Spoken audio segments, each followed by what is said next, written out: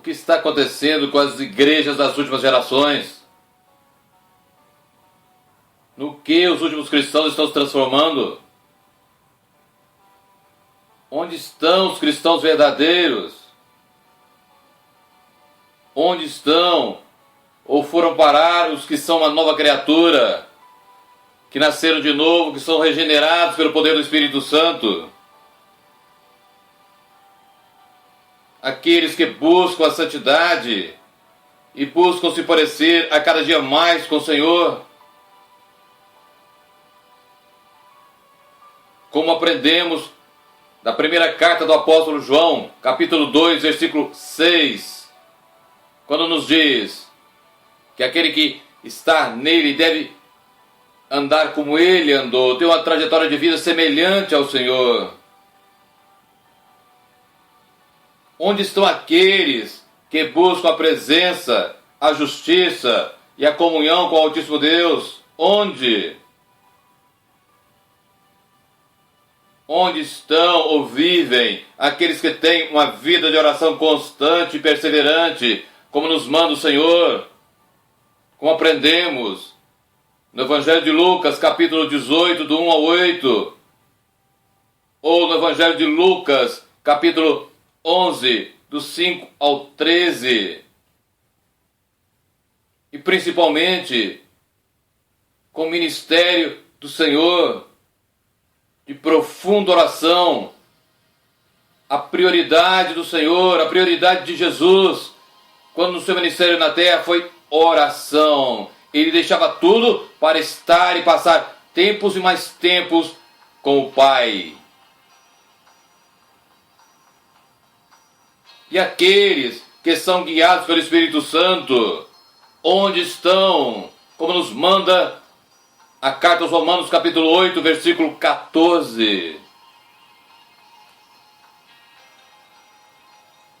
Por quê? Porque tantos que se dizem cristãos atualmente estão amando o mundo e o que no mundo há?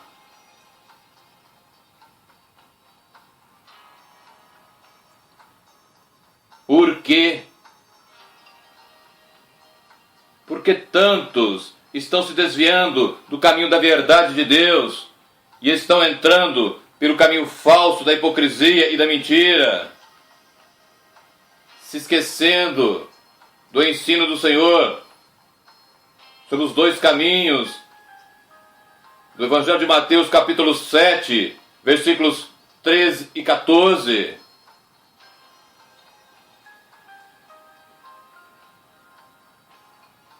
Porque vocês não conhecem a Deus, como nos ensina a palavra, Efésios 4, 6.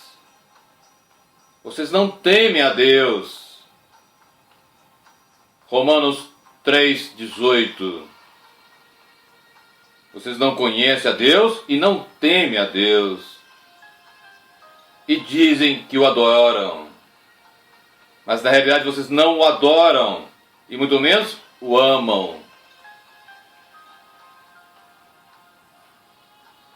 As igrejas das últimas gerações não são puras e muito menos santas. As igrejas das últimas gerações não são puras e muito menos santas. Elas não vivem e nem ensinam sobre a necessidade urgente de cada um ter uma vida profunda de oração.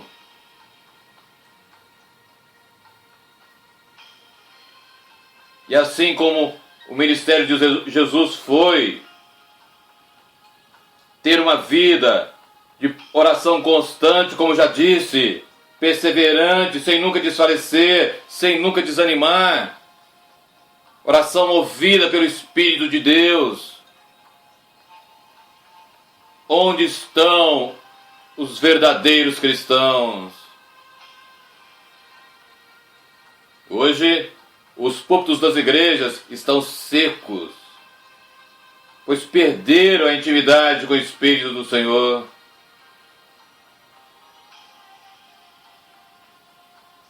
Por quê?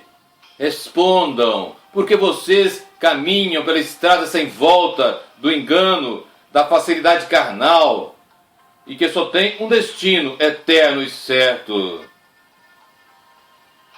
que é o destino oposto aos céus e só tem um nome: inferno. Não é hora de festas, não é hora de troféus, de fama e tantas coisas que agradam a carne, mas entristecem profundamente o Espírito de Deus. A igreja hoje se esqueceu de que Deus é por excelência santo, profundamente santo.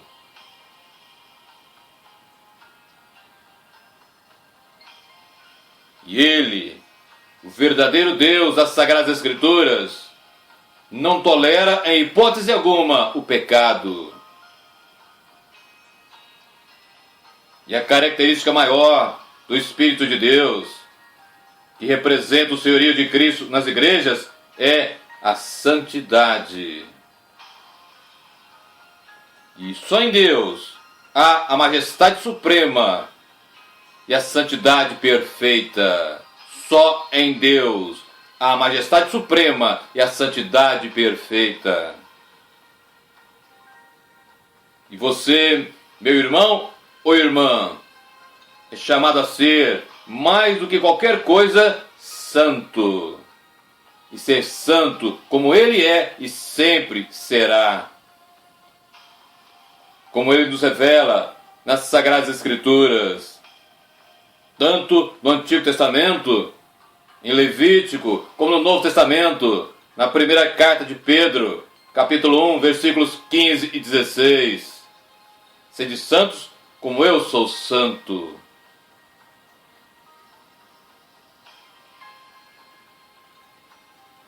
Não jogue fora a eternidade. Ela, que há mais ou menos 2000 anos atrás, desceu dos céus, deixou a sua glória nos céus e veio à terra como um homem, vivendo uma vida perfeita como qualquer um de nós. E Ele veio buscar e salvar o que se havia perdido, o homem. Assim como o próprio Senhor nos diz no Evangelho de Lucas, capítulo 19, versículo 10. O Filho do Homem veio buscar e salvar aquilo que havia se perdido, o homem.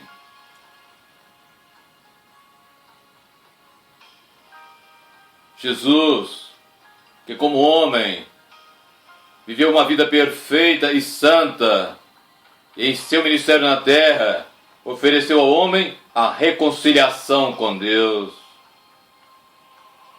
Ele, que não conheceu o pecado, e no entanto pagou o preço dos pecados de toda a humanidade, pagando então o que a justa justiça de Deus exigia, e por isso sofreu também justa ira do Deus Altíssimo contra o pecado e o pecador.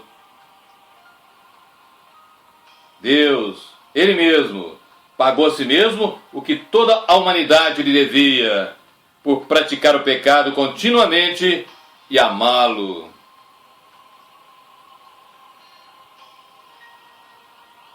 E Jesus, sendo verdadeiro Deus e verdadeiro homem, sofreu e pagou tudo que você ou eu devíamos a Ele. Você já parou alguma vez para pensar e refletir sobre isso? Jesus, como um verdadeiro Deus e como um verdadeiro homem, sofreu e pagou tudo que você e eu devíamos a Ele. Se você nunca parou para pensar, reflita agora sobre isso.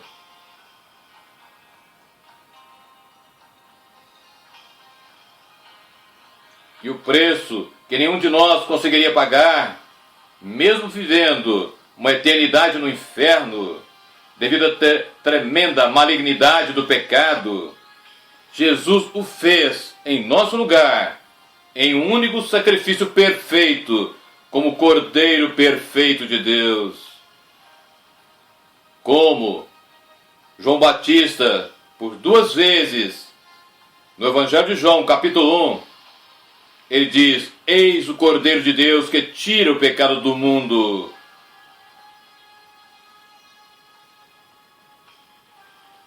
É momento e hora de arrependimento e fé verdadeiros, baseados somente no verdadeiro Evangelho de Cristo, que do início ao fim de seu ministério, do seu ministério público, pregou e ensinou sobre a necessidade do arrependimento sincero para o perdão dos pecados. Mateus 4:17, Marcos 1:15, Lucas 24:47.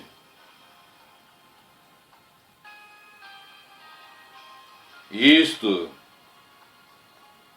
é o que fala agora a todos vocês. Arrependam-se de seus pecados, voltem-se totalmente para Deus, pois Ele é grandioso em perdoar. Como nos ensina Isaías 55. Arrependam-se de seus pecados, voltem-se totalmente para Deus.